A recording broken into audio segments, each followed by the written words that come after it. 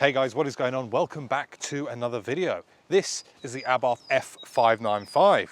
So I guess the main question is, well, what's different? What's it like to drive? And that's what we're going to experience in today's video. I'm going to talk to you a little bit about this car. I'm also going to give you an update on the home office. For those of you who subscribe to the channel will know that I'm making a bit of a YouTube studio. And also, if you didn't already watch my previous videos on my R53 Mini Cooper S, well, we've had some fun things done to it. So for me, it almost feels like the Abarth design department has almost run out of ideas. And I say this with the utmost respect because this platform has been around since 2010. They've got an awful lot out of it, but fundamentally nothing much has changed in that time. Now, we all know that Abarth are going fully electric in 2024. And the question becomes is, are we going to see more of these variant limited edition cars, or are we going to see something that's, I guess, a bit of a last hurrah to Abarth before they go full electric? Because if you look at what they've done here with these Monza Exhaust, they've claimed it's a new Monza, but really all they've done is they've turned the tailpipes 90 degrees. And actually, when I first looked at this car in videos and photos, I wasn't sure. But now when I look at this car, I'm 100% not sure about it. In fact, I don't like it. It's got a Giulia Quadrifoglio look to it, but it just doesn't work on this car personally. I don't know, let me know what you think. Other things that we get, obviously we get the F595 badge. You know, this car is inspired by the Formula 4 division, but really and truly it's a 165 bhp Turismo ultimately. That's kind of what it is. Then when we come to the front of the car, there are a couple of little things which are slightly different. Like we get these kind of rally blue mirror covers, and that's also coupled with a rally blue front splitter. Yeah, that's about it really. You get inside the car, there's a couple of extra little bits here and there, but nothing really to scream home about. This, the F595, has kind of been positioned as I guess a car for the younger people because it's obviously reduced performance. It means that it's cheaper to insure.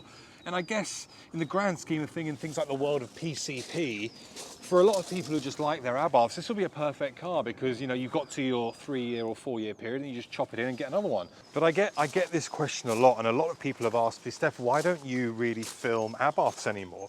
And it's not because I don't like them. I love these cars. You know, even this one here, whilst it's the same variant, I still think it's a great little car.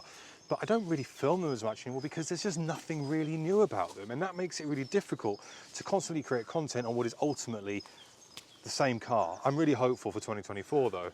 Hopefully something else comes between now and then. But let's quickly jump in the car. I'll quickly talk you through interior and then we'll take it for a quick drive.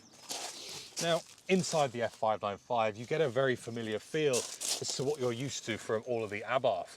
You do get these nice kind of seats. They've got a bit of a kind of diamond stitching pattern on here. They do look nice with Alcantara side. Steering wheel is still the same steering wheel we're used to, although I'm not sure I remember this bit of chrome being in here.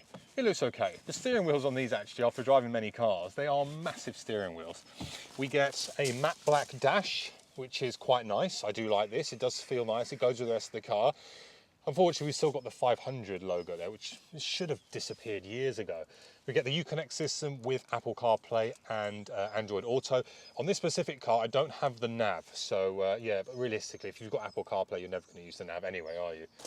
Now, just before we take the Abarth 595 or the F595 out for a drive, this is my Mini R53, and if you haven't seen my video, I went to Monza Mini and got a new supercharger pulley installed, cooler spark plugs, an AirTech top mount intercooler, some nice purple Monza Mini snoot boots, and yeah, this thing is really, really good fun. And yeah, there'll be a first drive video, as in a proper first drive video on this car coming soon. But it's not about the Mini R53 today, it's about the F595, so let's go for a quick drive. Now, whilst this car ultimately looks the same as all of the other Abarths, it still doesn't take away the fun factor of what an Abarth can deliver.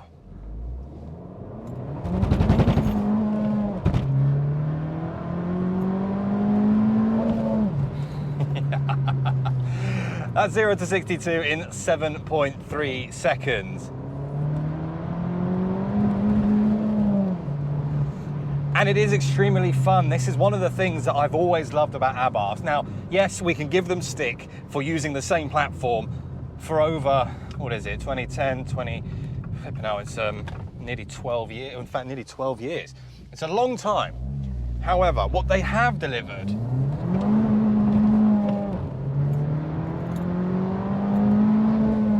is an extremely fun platform that even after all those years with very little refinement in the grand scheme of things, still delivers bags of fun and bags of character.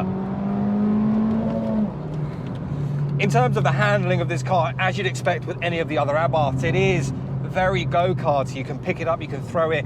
If you take a corner too quickly and come off the accelerator, you will get lift off, oversteer. The steering feels good, it feels precise. You know, I've said this many times before, I'm not teaching you anything new, but it's always good to reiterate, because I think sometimes, myself included, we get lost with sometimes the frustration that Abarth just don't bring anything new. But when they brought this out, it was that good.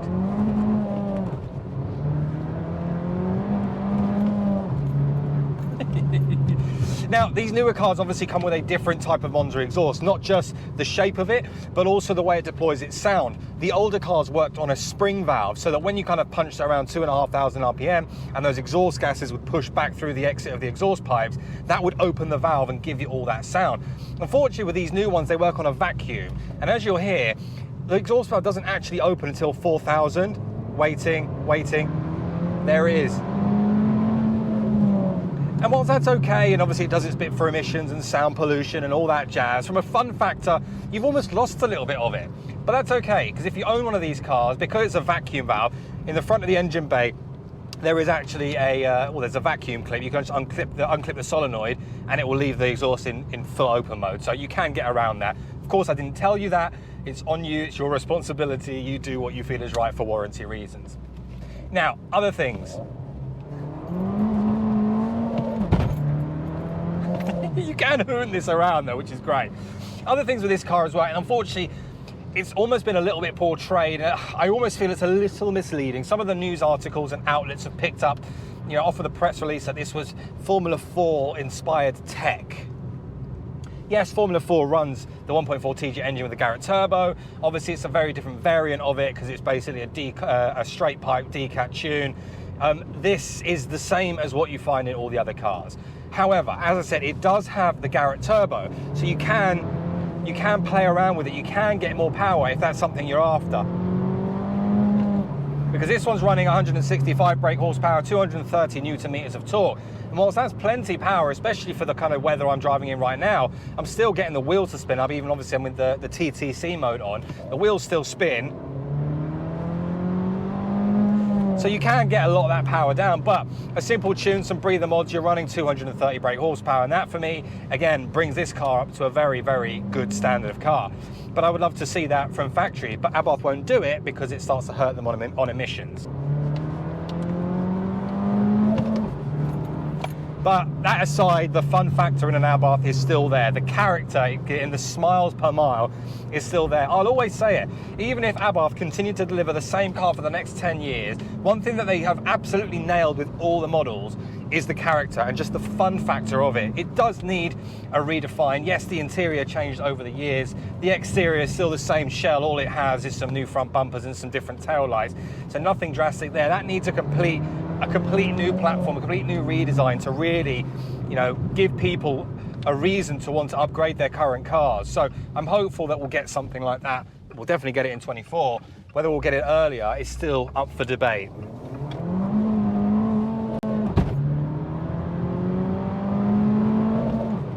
I mean, you can just absolutely annihilate this thing, and it just keeps rewarding you. It keeps wanting you to drive it harder. And that's a great thing with Abarths in general. They are little hooligan cars. You know, no matter your age, no matter how much fun you think you're going to have in a car, jump into one of these and I promise you, you'll have a barrel of laughs, an absolute barrel of laughs. My Mini, for example, is, you know, similar platform to this, the R53. It's a lighter Mini. The newer ones,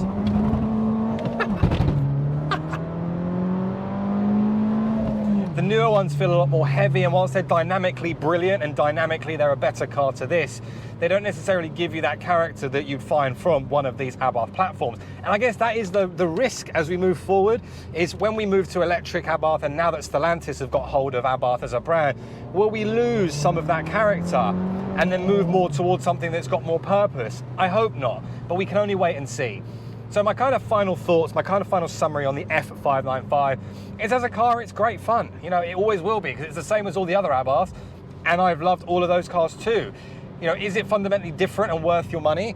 Well, look, insurance-wise, this will be cheaper to insure because it's less power. You still get the same engine in all the other ones. It's tunable. You know, it's not too expensive. These start from around £24,000, so it's not too bad as well in terms of cost. So value for money, yeah, I'd agree it's there. Would I go out and buy one? No, because I've already owned a 595 comp, which gave me basically everything I had here. And it's fundamentally, well, it's just not a very different platform, is it? But it's still a very good one.